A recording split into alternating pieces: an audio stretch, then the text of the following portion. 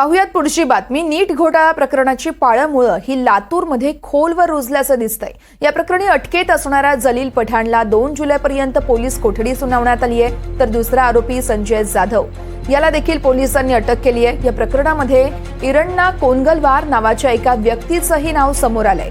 दिल्लीतील आरोपी आणि लातूरमधील शिक्षकांमध्ये मध्यस्थी म्हणून इरण्णा हा काम करत असल्याचं समोर आलंय। विद्यार्थ्यांचे गुण वाढवून घेण्यासाठी 50,000चा ॲडव्हान्स आणि पूर्ण कामासाठी 5 लाख अशी डील व्हायची।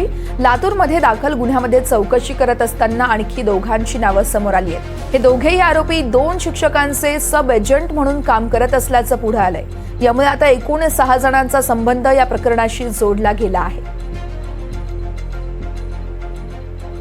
या संदर्भात अधिक माहिती जाणून घेऊयात आमचे प्रतिनिधी सुनील कांबळे यांच्याकडून। सुनील, काय अपडेट कळतायत? या नीट घोटाळा प्रकरणाची पाळंमुळं लातूरमध्येच खोलवर रुजल्याचं बघायला मिळतंय। वर्षा, नक्कीच की पेपर फुटीच्या प्रकरणामध्ये लातूरमध्ये 4 जणांविरोधात गुन्हा दाखल करण्यात आलेला आहे। त्यामध्ये जलील पठाण आणि संजय जाधव या दोघांना सध्या पोलिसांनी ताब्यात घेतलेला आहे। त्याचबरोबर काल जलील पठाण याला माननीय कोर्टासमोर हजर केलं होतं। त्याला 7 दिवसाची कोर्टाने पोलीस कोठडी सुनावलेली आहे आणि संजय जाधवला रात्री उशिरा पोलिसांनी जे आहे ताब्यात घेतलेलं आहे।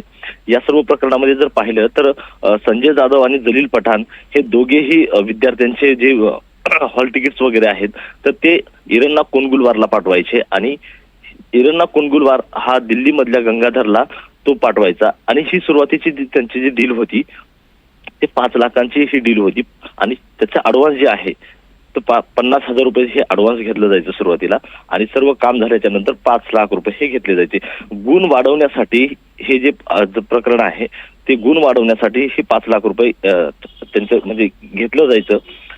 एकूण जर पाहिलं काल पोलिसांनी इरण्णा कोनगुलवार, संजय जाधव आणि जलील पठाण या तिघांच्याही घरती ज्यावेळेस धाडाधडती घेतली त्यावेळेस यांच्याकडे 6 मोबाईल आणि 12 विद्यार्थ्यांचे जे आहेत हॉल तिकीट हे सध्या मिळालेल्याची माहिती आपल्याकडे आहे।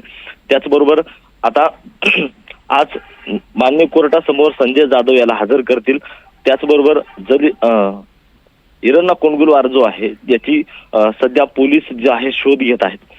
एकूण जर या सर्व प्रकरणामध्ये जर पाहिलं संजय जाधव आणि जलील पठाण हे दोघे फक्त या इरण्णा कोनगुलवारला फक्त विद्यार्थी पुरवण्याचं काम करायचे। एकूण जर बघितलं तर इरण्णा कोनगुलवार हा मुख्य आरोपी असण्याची शक्यता आहे, कारण हा दिल्ली मधल्या गंगाधर याला तो पैसे पाठवायचा गुण वाढवून घेण्यासाठी हा पूर्णपणे संपर्कात होता। त्यामुळं एकूण आता यामध्ये आणखीन 2 रात्री जे आहेत संशयित म्हणून ताब्यात घेतलेले आहेत, त्यांची चौकशी सध्या सुरू आहे, मात्र अजून काही निष्पन्न झालेलं आहे त्याच्यामध्ये। एकूण जर या सर्व प्रकरणामध्ये संजय जाधव काल रात्री त्याला उशिरा अटक करण्यात आली होती। त्याची मानसिक स्थिती जी आहे ती बिघडली होती, म्हणजे व्यवस्थित नव्हती। तो काहीतरी करून घेण्याच्या तयारीमध्ये होता, त्यावेळेस त्यांना पोलिसांनी अटक केलं। काल जलीलला ज्यावेळेस कोर्टाने हजर केलं त्यावेळेस तिकडे शिक्षण विभागानं सुद्धा त्याच्या जे आहेत त्याला त्या पदभारावरून त्याच्या काढलेला आहे। तिथं दुसरा मुख्याध्यापक सुद्धा त्याची नेमणूक सुद्धा केलेली आहे आणि एकूण आता जे पोलीस आहेत लातूर पोलीस ते आता दिल्लीकडे रवाना होण्याची शक्यता आहे गंगाधर मुंडेला पकडण्यासाठी। त्यामुळे आता पोलीस तपासात नेमकं अजून काय निष्पन्न होतं हे पाहावं लागेल। तुर्तास धन्यवाद तुम्ही दिलेल्या सविस्तर माहितीसाठी।